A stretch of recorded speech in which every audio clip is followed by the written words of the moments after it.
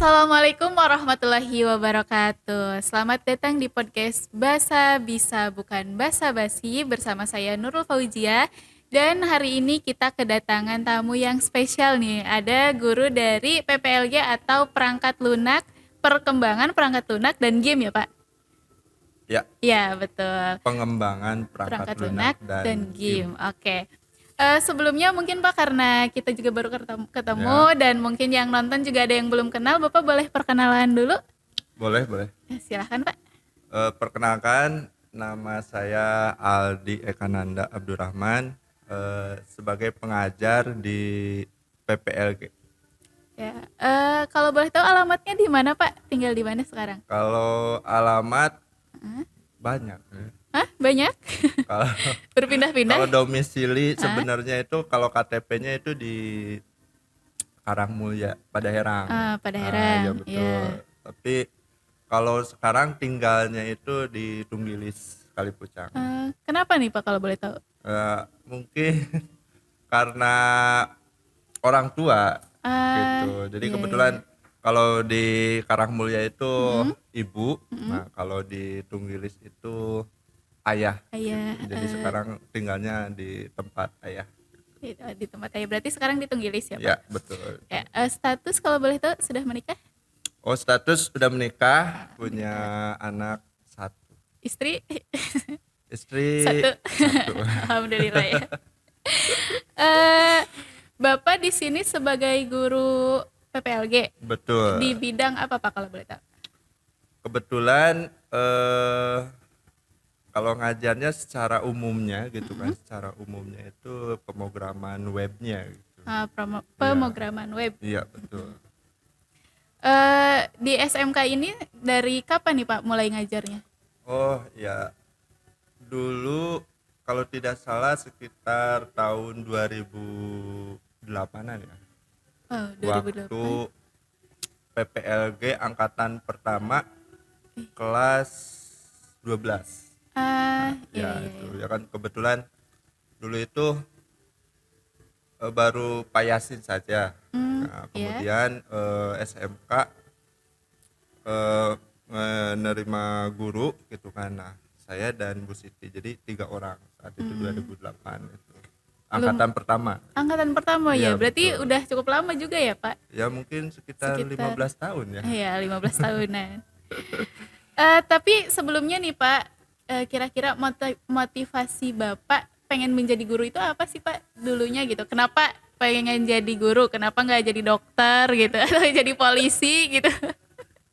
Ya, gimana ya? Sebenarnya dulu itu tidak ada cita-cita jadi guru Oh, sebenarnya. tidak ada cita-cita. Tidak, tidak, tidak. Dulu pengennya jadi apa, Pak? Dulu ya pinginnya ya jadi seperti umumnya gitu kan, kerja di perusahaan Di seperti itu kan. pabrik gitu. Ya tidak ada kepikiran Jadi jadi guru. guru gitu. Nah, kebetulan mungkin sejarahnya itu awal mula kenapa jadi tiba-tiba jadi guru itu ya ibu menyarankan saat itu kan lagi tidak bekerja kan. Nah, ibu menyarankan untuk coba ke SMK gitu kan. Nah, terima. Nah, setelah itu kan ngajarnya. Ya. Nah, sebenarnya tadi cuma untuk baku loncatan gitu karena pas melihat siswa gitu kan saya merasa jadi gimana ya, punya rasa terpanggil gitu, terpanggil ini kalau misalkan saya nggak ngajar gitu kan, terus siapa lagi yang Siapa lagi akan yang mau ngajar memajukan ya? generasi di sini gitu. Nah, Iya dari iya. situ akhirnya saya mulai mulai yakin gitu untuk jadi guru. Guru. Oke. Iya, Kalau jadi boleh tahu jurusan yang diambil pas kuliah apa, Pak? pas kuliah itu dulu D3. D3 itu D3. di Jogja, jurusannya manajemen informatika Dari gitu. Ya manajemen informatika. kemudian lanjut di Tasik S1-nya itu teknik informatika gitu. Gitu gitu. Jadi sekarang S1 informatika Ya, dan D3 manajemen manajemen informatika. informatika. Ya. Oke. Eh kan alhamdulillah nih Bapak udah jadi guru gitu, Ya. udah jadi seorang guru yang cukup lama. Nah, selama jadi guru, kira-kira tantangan terbesar Bapak itu apa sih, Pak? Banyak Banyak sebenarnya. ya, iya. Karena ya tantangan terbesar itu menghadapi karakter banyak siswa gitu kan. Jadi sebagai guru itu harus mengetahui siswa ini dihadapinya harus seperti apa, siswa ini harus dihadapinya seperti apa. Kadang-kadang kan ada siswa yang karakternya wah ini sukanya dibercandain atau ini sukanya yang serius dan lain Serius. sebagainya. Nah, itu yang paling berat itu mengetahui karakter sifat-sifat siswanya. Apalagi kan siswanya banyak, Ya, makin banyak siswanya makin banyak karakternya juga ya betul. Pak. Nah, Jadi itu yang sulit. semakin PR buat Bapak mengetahui semua karakter siswa. Betul, karena kan eh ngajarnya juga kan pasti berbeda gitu Iya. kan. Nah, itu yang tantangan paling sulit. Bagaimana materi ini bisa diterima oleh siswa dengan karakter yang berbeda-beda. Nah, itu yang tantangan terbesarnya sebenarnya. Iya. Nah, Pak Aldi ini kan tadi guru di PPLG, yang Ya. dimana PPLG itu identik dengan ngoding atau codingan gitu ya Pak. Ya. Terus kan banyak nih orang yang berpikiran kalau misalkan ngoding itu susah, ngoding itu pusing gitu. Tapi pas dilihat-lihat juga banyak peminatnya gitu kan. Saya juga bingung gitu. Katanya susah tapi kok banyak yang minat gitu Pak. Bagi saya anak broadcasting nih, kayaknya ngelihatnya emang susah gitu ta. Menurut Bapak tanggapannya itu gimana Pak?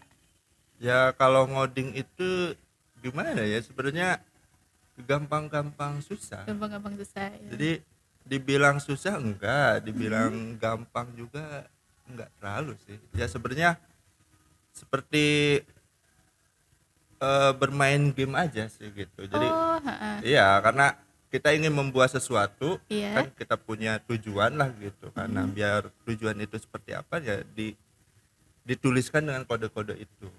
Gitu. Misalkan kita membuat game nih, ingin membuat game sesuatu lah gitu. Nah, itu dibuatkan dengan kode-kode itu.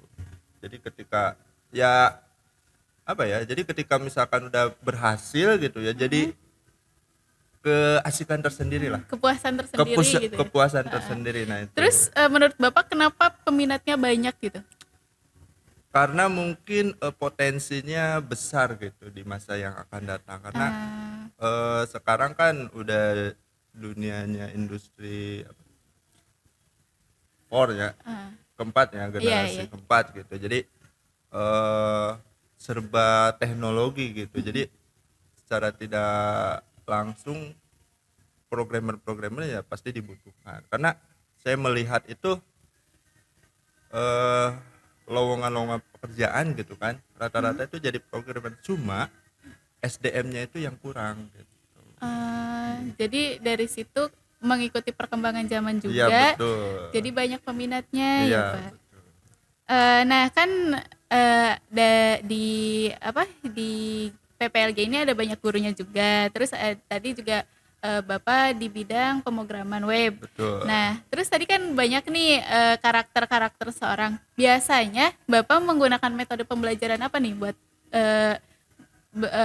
ngajar di anak-anak PPLG gitu?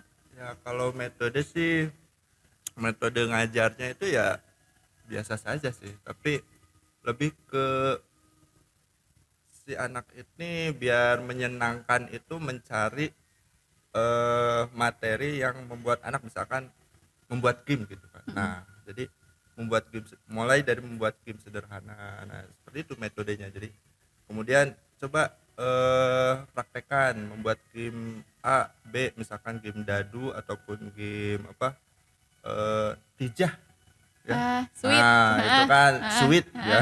Iya. Soalnya game-game sederhana ya akhirnya Yang simpel-simpel dulu. yang simpel-simpel dulu ya. Yang penting anak itu senang ngoding dulu aja lah. Gitu metodenya. Jadi nggak muluk-muluk ditarget si siswa itu harus A, B gitu. Jadi yang sederhana itu.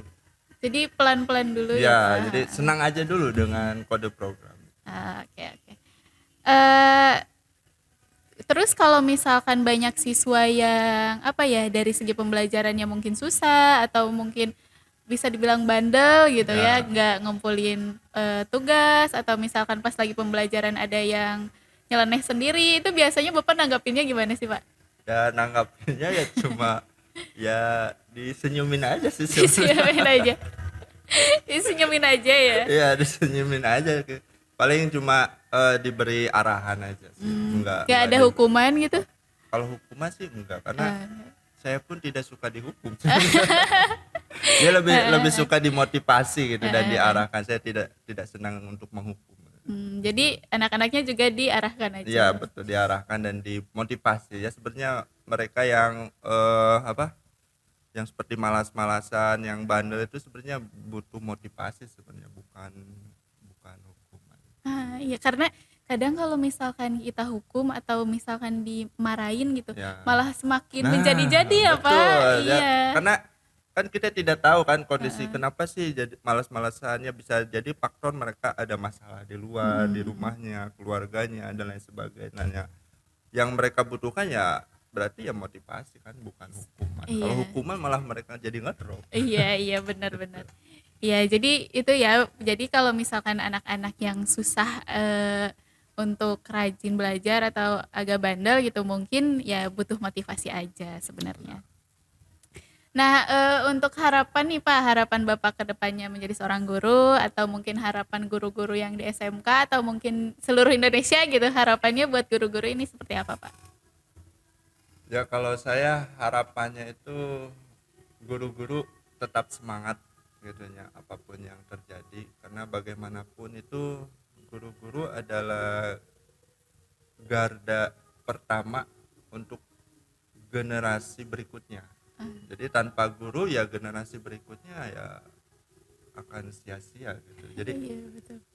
generasi ke depan itu akan seperti apa ya itu tergantung gurunya. Jadi saya harap guru tetap terus berkembang, terus belajar gitu, dan terus inovasi gitu dalam pembelajaran. Iya, betul karena nggak akan ada dokter, nggak akan ada polisi, nggak ada akan Nah, tentara tanpa adanya guru ya, Pak. betul. Betul. Jadi itu dia guru itu jasanya sangat-sangat besar ya, Pak, Betul. buat masa depan gitu. Untuk Bapak selama jadi guru atau mungkin selama hidup Bapak gitu, ada pengalaman yang apa ya berkesan gitu buat Bapak ada nggak cerita Sebentar. yang paling berkesan gitu? Ini banyak sih yang berkesan. Coba saya pilih-pilih dulu. Boleh. Hmm, apa ya? Banyak sih. Terutama saya pernah jadi wali kelas ya. Wali Ya. kelas. Kalau dulu kan ada sampai RPL ya, dulu namanya Iya, RPL, RPL. sebelum PPLG itu RPL gitu, RPLD. Nah, kebetulan saya wali kelasnya itu anak-anaknya bandel-bandel. Nah, itu Susah diatur gitu. iya susah diatur itu, bandel-bandel gitu. Ya saya bersyukurnya itu eh kebetulan KM-nya namanya saya rada lupa ya. Nah, ada KM-nya itu kebetulan tidak mampu, dia hanya punya ongkos ke sekolah gitu. Iya. Jadi jajan pun dia tidak. Jarang jajan. Tapi dia terus bersekolah gitu Ih. kan, akhirnya sampai lulus. Ya kebetulan siswa tersebut cerdas. Dan uniknya lagi di kelas itu ya, di kelas itu ada siswa yang benar-benar apa ya, butuh motivasi lah ya, ya mungkin bandel lah gitu ya, Iya. bolos terus gitu. Heeh. Nah, kemudian saya motivasi ke teman-temannya, tolong apabila ada apa temannya yang bolos, tolong mendingan diajak lah gitu, jangan sampai bolos, terserah pokoknya. Kalau bisa dijemput. Nah, akhirnya si siswa tersebut gitunya misal bolos, suatu saat bolos, Iya. kemudian KM dan lain-lain sebagainya, 4 orang kalau nggak salahnya, dan rekan-rekannya itu laporan ke saya, Pak, teman saya bolos lagi, ya silahkan jemput. Dijemput ke rumahnya? Dijemput ke rumahnya sampai ke tempat mainnya kan, dulu kan anaknya itu sering main PS gitu. Iya. Ya, Zaman-zaman sampai PS. sampai dijemput ke tempat PS-nya karena orang tuanya itu udah nggak sanggup gitu. Iya. Udah nggak sanggup. Kemudian alhamdulillah gitu, anak tersebut terselamatkan gitu ya, terselamatkan sampai lulus. Iya, mau sekolah lagi. Iya gitu. Dan suatu saat ya saya pun tidak mengharapkan apa-apa ya sebenarnya. Iya. Mereka lulus pun alhamdulillah, ternyata 1 tahun kemudian si anak tersebut gitunya Yang datang suka ke bolos rumah mengucapkan terima kasih. Masya Allah. Nah Jadi itu yang berkesan. jadi berarti emang anak-anak yang suka bolos atau yang benar-benar itu hanya butuh motivasi ya Betul, Pak. ya betul. Bukan butuh hukuman, bukan Ya, butuh dimarahin, tapi butuhnya motivasi. butuh motivasi dan dukungan Dukungan, rekan-rekannya. iya. Gitu. Karena lingkungan juga sangat berpengaruh ya Betul, Pak. berpengaruh Jadi sekali. kalau misalkan lingkungannya buruk ya bisa jadi makin buruk. Kalau misalnya lingkungannya baik mah bisa ke bawah baik Betul, juga. betul, betul. Nah, tadi Bapak sempat menyinggung nih dulu kan namanya RPL, sekarang PPLG. Ya. Perbedaannya apa sih Pak? Gimana ya? Kalau dulu sih RPL mungkin lebih fokusnya ke softwarenya gitu ya. Software. Nah, softwarenya gitu. Nah, kalau sekarang kan ada game gitu ya, ada game. Nah, kalau sekarang itu jadi ada variasinya, lebih ke boleh fokusnya itu ke konsentrasinya itu ke game developer atau boleh ke softwarenya gitu. Kalau software kan misalkan bikin pemrograman web, fokus Iya. itu ke pemrograman web. Kalau sekarang kan bisa lebih fokus ke game misalkan seperti itu. Ada konsentrasinya. Kalau Berarti dulu lebih luas lagi ya iya Pak betul, jangkauannya. lebih luas. Mungkin pertanyaan terakhir ya, pesan-pesan Bapak buat khususnya anak-anak PPLG atau misalnya ada anak-anak yang masih bingung masuk ke SMK, mau masuk PPLG nih, ada pesan-pesan tertentu nggak? Pesan-pesan tertentu apa ya? Ya paling pesan-pesannya dimanapun kapanpun itu ya belajar lah gitu, karena kalian mau jurusan apapun ya, tidak harus PPLG, itu kalian harus belajar, entah terutama walaupun kalian udah lulus sekolah gitu, harus terus belajar. Intinya itu belajar karena saya ingat kalau nggak salah itu di Rasulullah aja gitu ya, pertama kali itu menerima wahyunya itu Iqra gitu. Belajar gitu. Jadi yang utama itu belajar. Gitu. Jadi sebelum yang lain-lain utamakan belajar gitu. Dari kita lahir sampai mungkin kita meninggal gitu ya, kita harus tetap belajar karena belajar juga bisa kapanpun dan dimanapun gitu. Betul. Ya. Dan dengan belajar, dengan ilmu itu dapat menyelamatkan nasib kita sendiri. Iya, betul. Mungkin cukup sekian untuk podcast hari ini. Terima kasih Pak Aldi udah Sama-sama. menyempatkan waktunya buat datang, buat ngobrol-ngobrol di Basa Bisa Podcast. Mudah-mudahan apa yang kita sampaikan tadi, apa yang kita bicarakan tadi bisa bermanfaat buat semuanya, bisa menjadi motivasi buat semuanya, terutama buat saya ya Pak. Terima kasih yang udah nonton. Jangan lupa di like. Terus kalau misalkan kalian ada requestan nih mau guru siapa lagi yang diundang, bisa di kolom komentar ya, bisa request, insya Allah nanti kita undang. Jangan lupa di subscribe juga buat acara-acara selanjutnya.